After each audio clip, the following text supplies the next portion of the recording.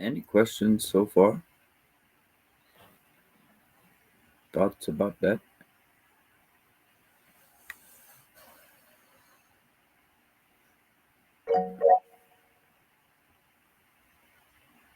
Yeah.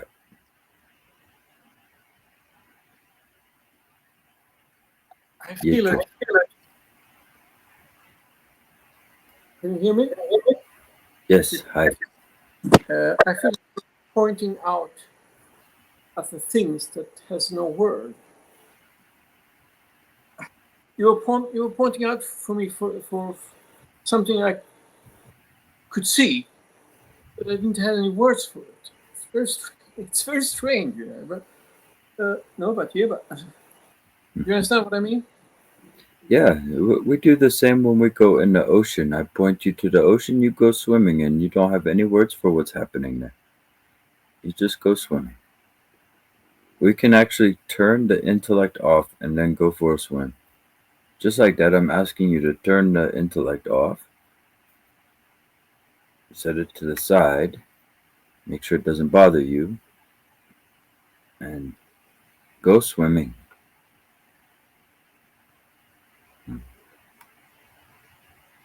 And they have words, they call reference point, subjectivity, the egoic construct, manas vijnan.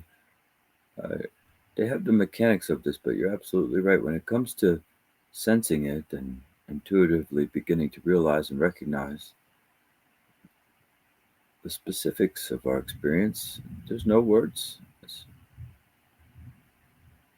And all this has a flip side, okay, everybody? So when your egoic um, pattern, when that energy is released, it's not really a different mind. It's just that that mind is released from contraction. So just like birds, they're different when they're in a cage, in a small cage. But if you release them, they'll have a whole different life. Now they can fly, they can migrate, they can mate, they can have babies, they can eat, they can forage. And like that, your self, so to speak, is caged up by psychic contractions of thoughts and subscriptions to those thoughts.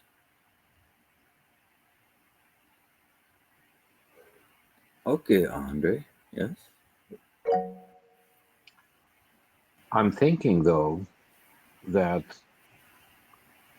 having a reference is a necessity in I don't know, I want to say regular, ordinary life situations. In the same time, it's I'm thinking it's obvious that the reference, if carried away excessively, becomes a hindrance. Mm. It's like when you're driving on a road, the road is long, a highway, no issues. Well, you have certain points when you're crossing a railroad,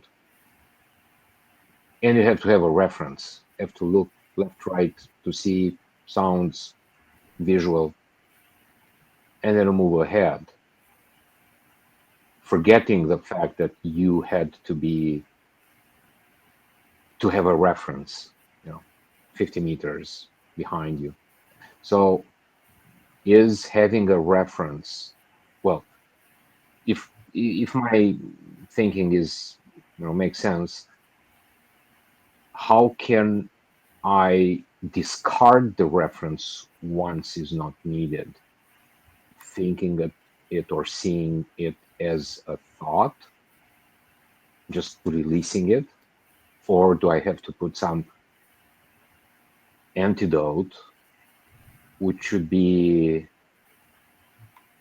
like a conscientious effort?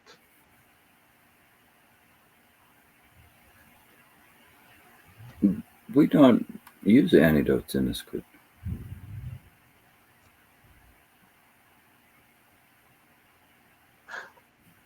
Okay, so does it make sense? The fact, okay, then let me chop it a little bit. I realize it's a long No, thought. you're fine. But you're also doing a phantom point fallacy because you're comparing one side of the mountain to the other when you never visited the other side of the mountain. So you're trying to make a comparison right now when you only know the reference point. You only know the view from the reference point. You haven't seen non-referentiality in its entirety yet. So in order to truly scientifically and honestly compare those two, you'd need to have an experience of both. So first of all, that's where the whole thing falls apart.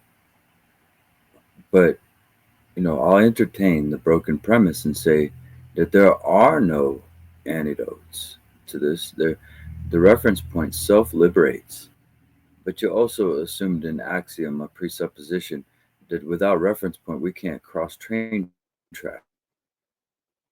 To me, that's silly. Your intuition is heightened.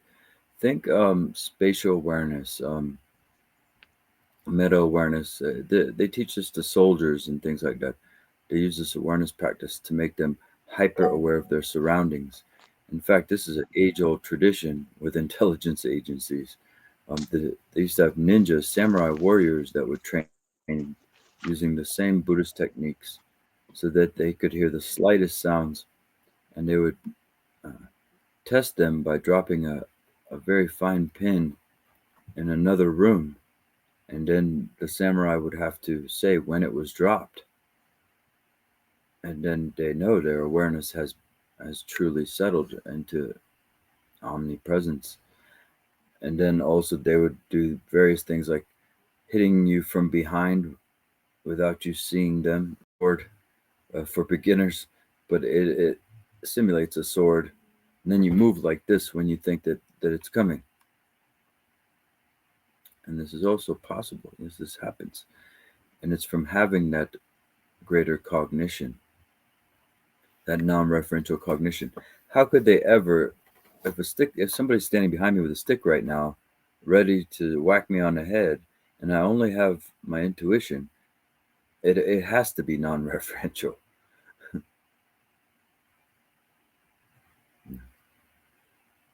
So non-referentiality self-liberates,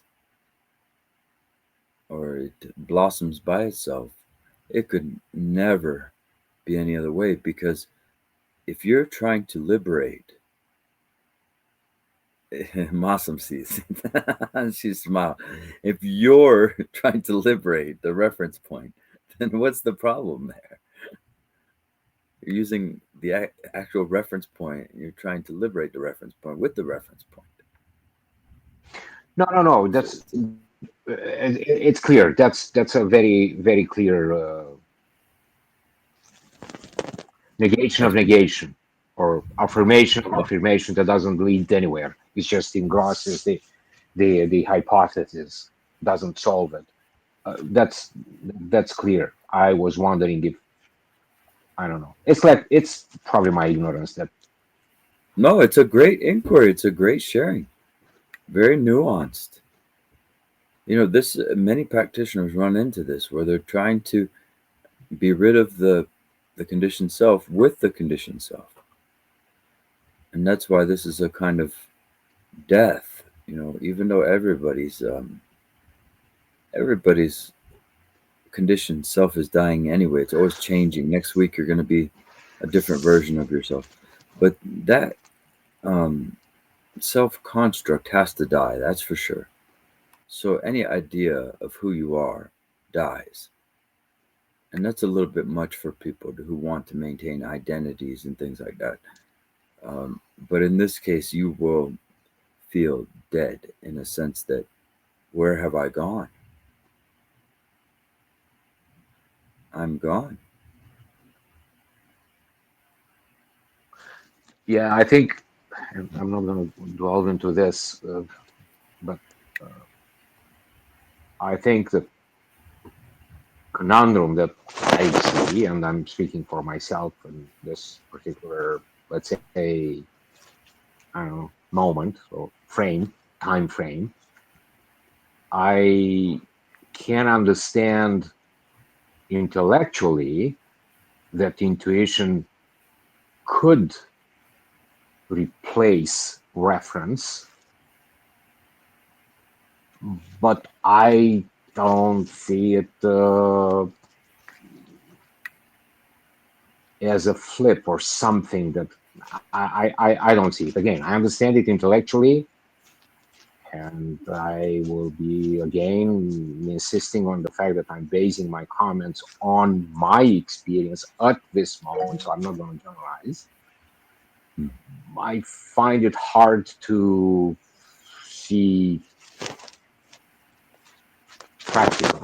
I'm not saying it's impossible. Again, I just want to I think you're insist on the just fact that I'm wanting to speaking see from my something experience. hard, like in a rough. I think you're trying to find a. That didn't sound right. I think you're wanting to see a problem. That's the thing. And now you're trying to finagle and make one. There's no problem. Referentiality is an illusion. That's it.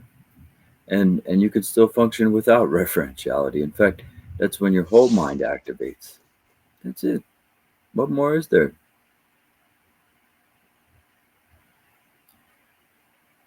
And by the way, it sounds by your inquiry, which was fascinating, by the way, and very, very awesome. Um, but it slightly sounded like ego protection. Concept protection and ego protection is something that our minds go into when they get challenged. I'm sure Yeshi and others could tell you that when I've told some people this is free of concepts, they're like, no, no, no, it can't be free of concepts. Right? I mean, we've had people battle for concepts. There has to be concepts. The same goes for the self. There has to be a self. There has to be referentiality. And guess who's telling you that?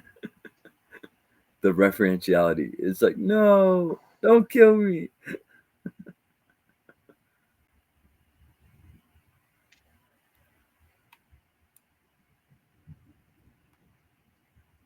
You got something, Andre? You well, if you know me, you realize that I have another 1,000 questions or 1,000 nuances to add on this, but I'm not gonna add. No, no, Well, no. that was more of an inquiry. Yeah, That was a very good inquiry. It was very nuanced, very subtle into subtle aspects. Yeah. no, no. But I'm gonna just throw in some words. Boundaries, yes, own boundaries. You call ego, yeah, ego protection, boundaries, and that's a fascinating thought. Fundamentally, having a reference starts from the need of referencing everything to yourself. That's an interesting thought. It wasn't as clear to me until now, but yeah. Listen, it's very simple. In the meantime, and I'll be honest, I'm He's still getting checking my excited. He's on emails, right? vacation. He's going crazy. My emails, my work emails. Well, listen. Well, okay. I'm gonna get a beer. That's fine. All right. Thanks for the explanation. It was interesting. Thank you, and thanks everyone. Thanks for the grant. Don't drink and drive. Don't Okay. drink and drive. Bye. Don't drink in Dharma. That's our sub lesson for this week.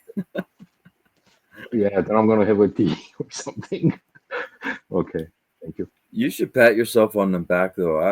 I really I feel those types of back and forth dialogues can be nice, very beneficial. So I think also I was also trying to join in there.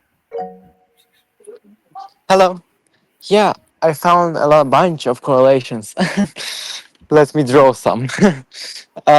Interesting that as I like translate the thingy above, the topics that are brought up here are exactly parallel. The last sentence that I translated was uh, something like, I don't have my computer right now, but a cessation beyond negation, describing kind of the path, the chud. And that makes a lot of sense. Like the stopping of a reference is beyond the negation of referentiality, the adoption of attributes and so forth. It's it is let to be there. It's allowed to be, yet it's a cessation in the sense of it being going, letting be, letting go. In the same way, I think that it also correlates with the kind of dialectical contradiction that is described, the reference it cannot bear by its own like presuppositions. It will clearly fall, and that's why there is, I think, the teaching that every being is in the end liberated. Every being finds this in the end because it's a necessity. If there is this reference, it follows that there will be fall, there will be death, and there will be suffering. And as beings of logic and not the logic, but like as beings of not wanting suffering, the conclusion will come naturally, surely. Yeah, precisely. I also had a Perfect. minor question. Yeah, nicely But put, by the way. Yeah, yeah, thank you. When I think you defined nirvana there, by the way, in your first part of this. When you're defined what? describing, I think when you're describing cessation, you're sort of describing nirvana. Sounds like Kinda, cessation maybe. of negation. That's what Magic said, at Oh, least. maybe Yeah, she yeah, was describing nirvana. yeah. The text is so awesome. I love like translating something that has so many correlations, especially with our group too. Yes. The Yeah, minor we're question. basically speaking the same language, you know. It's like the Aro Yeshijungne book. We don't know if Pacho Rinpoche is speaking or Kempo speaking or Aro Yeshijungne is speaking or Sarah Harding speaking, but they're all sort of, you know, have this common basis where it doesn't really matter, I guess, because how many different ways are there to talk about the same topic when you're talking about the true topic? Oh, Yeah. 100%. I Did, think. did you have another question? Oh yeah, I was just agreeing with what you said. Like, I think definitely the conclusion of all of these practices, even with other spiritual paths, is definitely the same. Even logic, even some intellectual thingamajigs, it arrives at the same thing because it's so simple and everything else contradicts. The Well, when they're talking question, about awareness, though, wait a minute. of When they're course, talking sorry. about awareness, all the language will conform to that if you're really talking about awareness. Now, if you're trying to talk about awareness and you don't, if you've never seen awareness, all your language will be jumbled. So it's because they're all talking about from their realization, at least Kempo, Pacho Rinpoche, and Aryeshi Jungne, when they speak, they're essentially speaking from the same source, right? So in that way, I'm not talking about other religions, other spirituality. They're going to have totally different words. But you're right. The encoding is still there. You'll be able to decode it back to awareness if they're speaking from awareness. Somebody's laughing. I thought that wasn't that funny, but hey.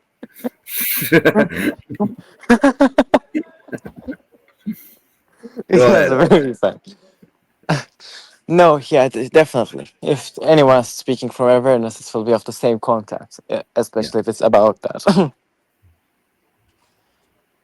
The question, it's not super important, but when you are like on drugs or something, or like you have some weird experience, and you kind of let go of your clinging, that letting go also comes with like zero philosophical mu science.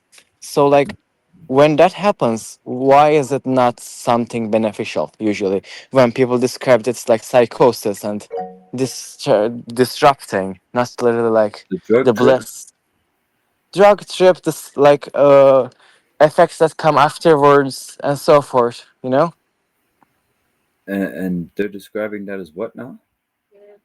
Like not really as something that's good, like something blissful, like we describe the release Yeah. here. Yeah, because, well, it depends. There are many. It would depend. Lots of times, drug experiences are not very happy because they're just exasperating some kind of pattern that you already have going on in your mind. So they're just sort of enhancing that. Other so-called drugs like shrooms, a whole different story. They could actually untie things, unblock things. Um, so it really depends what we're talking about. Oh, that makes sense. So you think that they can like untie stuff? That's the possibility. Yeah, ayahuasca. I mean, that seems like the Zochin of drugs. I don't know much about ayahuasca, or I'm probably not even pronouncing it right. I know it's a shamanic drug. um, but yes, some of those for sure. Drugs in general can be extremely religious and have been for a long time. The Tibetans in ancient times would have a fire, and they had this unknown drug. Very little bit of it they would put in the fire, and then it would cause smoke for like an hour, and they would dance around the fire, inhaling it.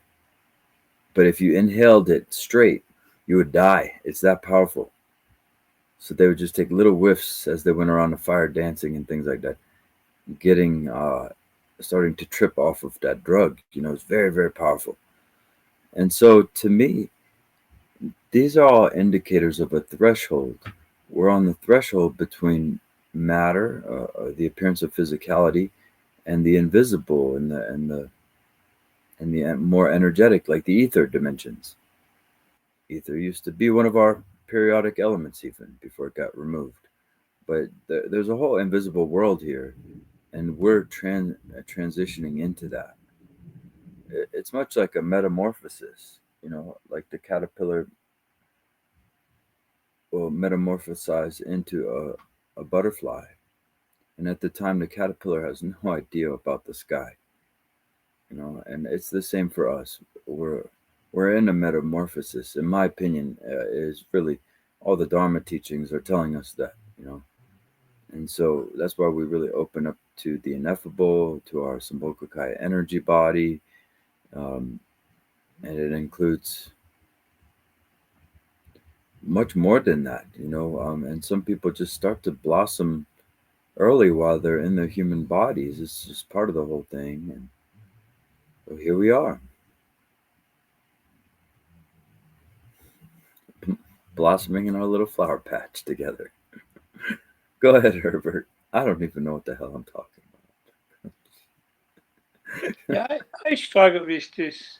about. Oh, good. I struggle with this thinking. There has to be concept. We can't function without concept. But then I heard one saying, Candy Sudanway, she said that all the knowledge is available. All the knowledge of the universe is available when you need it. I said, oh, what she's talking about. And then once my car was broken, I don't have a clue about cars. And I knew what was wrong. How did I know what was wrong? I went to the mechanic and said, don't you think that thing is wrong? And you looked at it, yeah. So how did I know that thing in the car was wrong? Yeah. So there is something like direct knowing.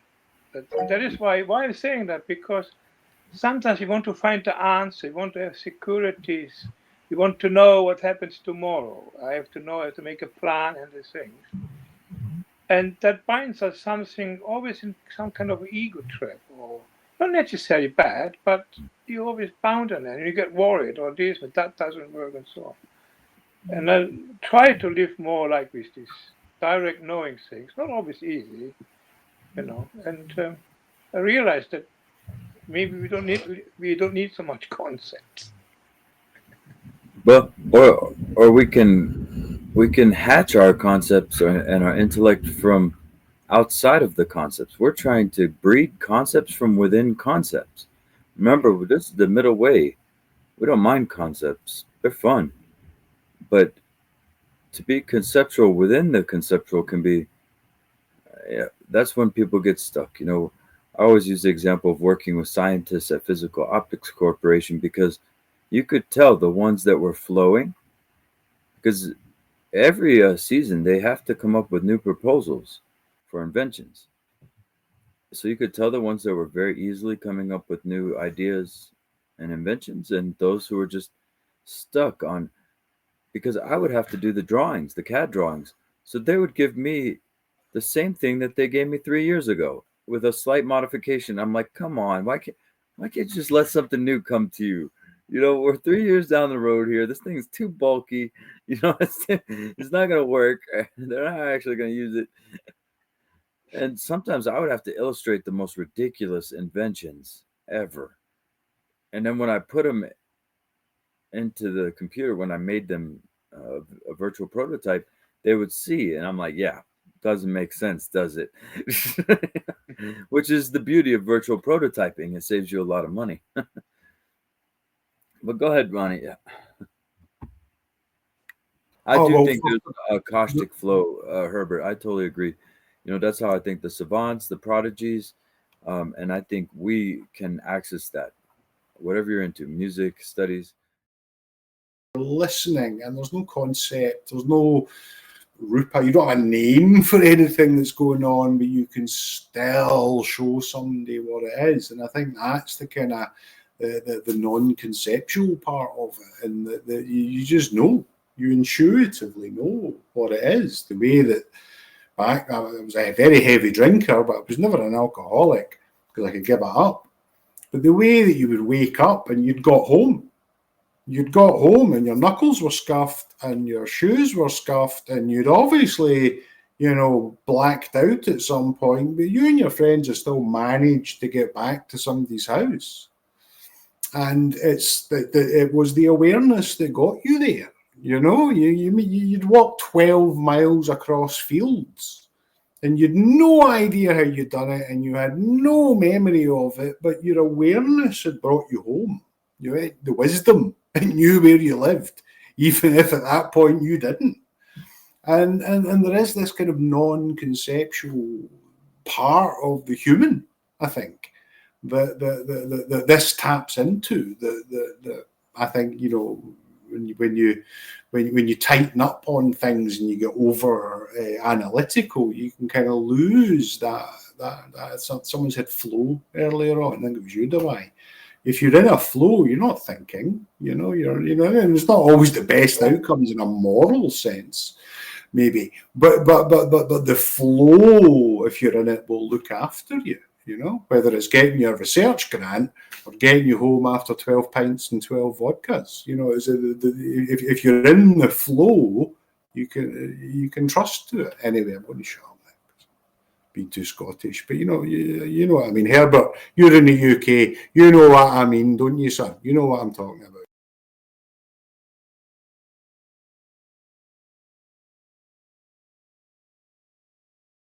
Yes, it's like a mom is holding us, the baby, and when needed, the mom places the baby where the baby needs to go.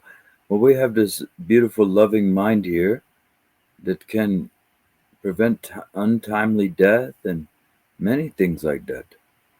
Unless we totally block it, unless we're totally going against, screaming and kicking against our own wisdom mind, then of course it cannot help us. But for me, it's the mind that's in union with divinity, right next to God, right with God, in that way. And so it's taking care of us, and the more we surrender to that mind, the more we'll be taken care of. That's a great point, Ronnie. Oh, is it cutting, Yeshi? Or did it come back? We have a storm coming in right now. Uh, Yesterday, I heard some of the strongest thunder I've ever heard in my life. I couldn't believe how strong it was. Never in my whole life have I heard it. Was um, shaking things is so strong, and the dogs are so scared. Wow. And it is back. Okay. Well, we're around the top of the session, so Andre, why don't you share there, and we'll start to close out. And oh yeah, Oza will be okay. I love the storms. Yeah, just for the sake of the argument, maybe I'm wondering, and this is a scientist in me, that way. I'm wondering, we are saying non-conceptual, and we define we are defining I'm going to say a reality, right? A reality that doesn't have a law, that is based on intuition. What if there is a law or there is a set of laws in intuition that we don't know about? And we think it's not conceptual, but actually has a form of conceptual if seen by someone that sees deeper than we see. Again, just for the sake of the argument. Just the defense But attorney for concepts again? Because this is a good one. I, you know, it's Wait, funny. wait. Oh, Yeah, okay, well, go ahead. Yes, go ahead. you go. No, you go. Well, we know how concepts are made. So, by our definition of concepts, this what you're positing there would be impossible. It's like if we fabricated plastic, a piece of plastic into being, and then we said, well, what if there's some piece of plastic that we don't know about? There is no plastic you don't know about because you make all plastic. You make you're the author of plastic. So the same way we are the author of concepts, and we're aware of concepts. They're within our open mind, happening. So how could there be any concepts? Now, law is different. Is there an eternal law, a grand karma, a grand balancing of things? I don't know. I have no idea. It always Our fascinated definitions me, and of I was already a scientist, and it fascinated me how, in the name of God, well, again, not the right term in this context, in this way, but well, how can it be I know you mean possible God. that in 1300s, alchemy was the science, and then the Renaissance turned everything upside down. So there's fallacies. I believe that humanity has big fallacies. I don't know, each 1,000 years or something like that, when everything turns upside down, and we say how stupid we were that we thought that Every the hundred hammer and years. the nail is going to solve everything. Anyways, that's Every all. 100 years, not every thousand. Every Well, 100 years, well, the maybe. science world gets flipped on its head. And But even with let's be yeah, consistent, sorry. though, Andre. That's we know that our idea of reality 50 years from now is probably going to be radically different. We know that because it's been happening every 50 to 100 years. Yeah, I don't want to sound disrespectful, but you said, well, we create concepts. We now create concepts. In 50 years from now, somebody else will say, will look behind, will say, those guys are creating concepts. They're wrong. Now our concepts are good. Again, There sorry, will still be I'll stop concepts. here. Cameron definitely has something interesting. There's still concepts, though, 50 years from now. They'll still be made the same way. Now I know you've hired a defense attorney for your ego and your concepts. Go ahead, Herbert. Yeah, I just wanted to say to answer what Andrew said. How comes the yogis 5,000 years knew already what quantum mechanics now is saying? And they say, well, like Bohm said, well, when I read the Upanishad, that was the same thing what I experienced in quantum mechanics. So how is that knowledge there already? So science, in my view, doesn't discover anything new. You know, Well, the, if you look at the the tantric tradition, where they say where the drops come out, there people could see that. Yogic people could see that. Most probably what science now with a microscope can see. Yeah. But Well, that many inventions were by accident.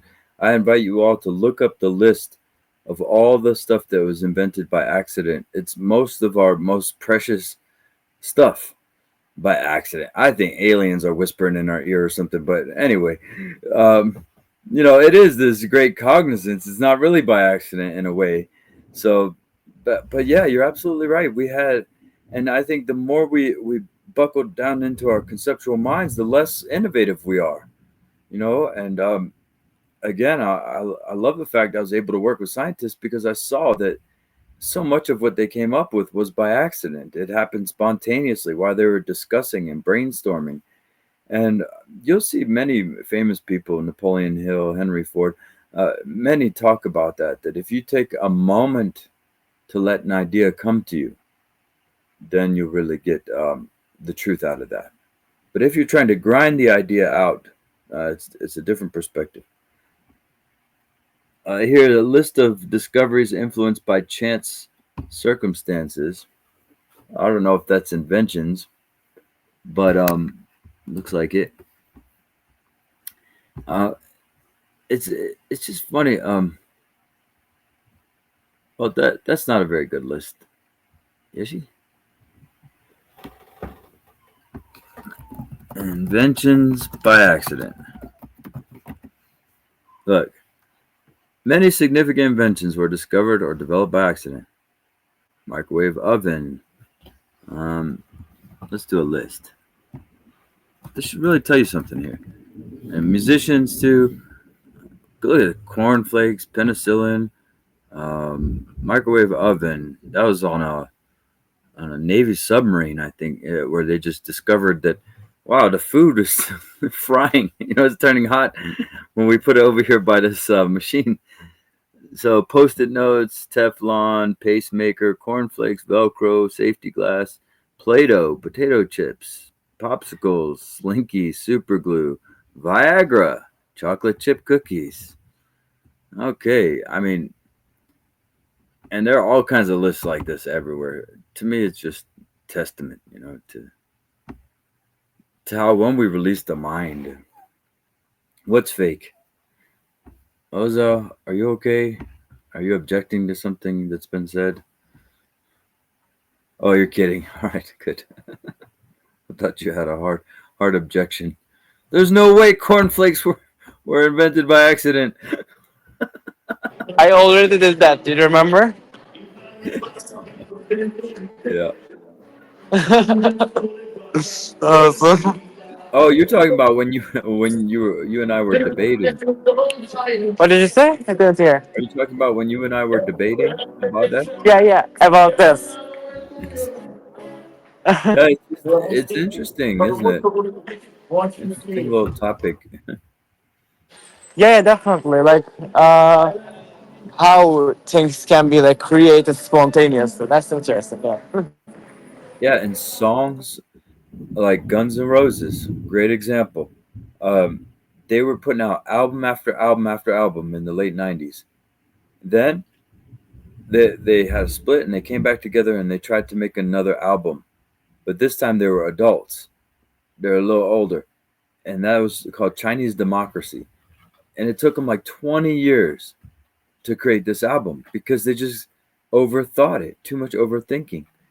So really, if you ever get a chance to delete and start over from the beginning, um, yeah, there's something to it. I don't really like Guns N' Roses new stuff. Some of their old stuff, they have some really good songs. I'm a total music head. I love all types of music. So, but there's a creativity, a spontaneity in that itself. Yeah, have you So, heard of conducted improvisation and electronic music and so forth? They both use either like complete intuition, random playing, or just pure chance, mathematical randomness. yeah, that's like freestyling, freestyle Yeah, yeah. poetry, stuff Uh-huh. like that. It's very, very interesting. Mhm. Yeah, very good. Math rock. Math rock, Okay. I think that's more toast. Well, I'm so happy that we got into this topic. I've learned to live by that. Right now, I'm experimenting on myself with chess, and I'm doing pretty good. I'm at the intermediate level where I'm playing without a single thought. Um, and if I stop for more than 5 seconds, I have to start over, stuff like that. So I have all these conditions that I've set for myself. And, I think you can do anything like that once you let go a little bit into that openness. And so we have a new topic, a new theme in the air. It's a sub theme is subjectivity, referentiality. We'll probably be discussing that a bit more. I look forward to going into this text. I don't know how many people are going to be left in this session. after this text. It's highly technical, but to me it's great. And yes, we may be recording less though. Okay, I don't think we should really record this one so much. Precious treasure of genuine meaning. We have two other sessions where we can record. This one is really turning out to be a little bit self secret, and whoever attends these sessions, you'll hear about Togya and very specific Dzogchen stuff. But and maybe we'll record every now and then. Okay, so very wonderful. Thank you for staying a little bit over today. It was another wonderful gathering filled with great Dharma talk. Really appreciate those of you who are sharing and then sharing your presence. Um, it does mean a lot to me, even if you don't have anything to say. It's wonderful just to have these gatherings with you. So we'll just take a moment of silence then for the dedication.